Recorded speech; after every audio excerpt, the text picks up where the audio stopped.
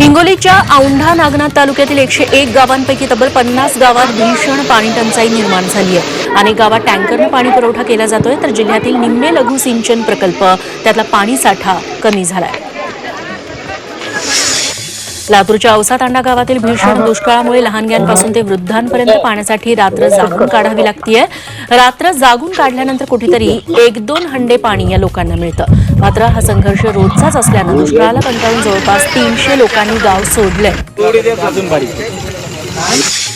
शहापूर तालुक्यात पाणी टंचाईचा गंभीर प्रश्न निर्माण झालाय। तालुक्यातील वाड्या वस्त्यावरील नागरिकांना पाण्यासाठी वणवण करावी लागतीये।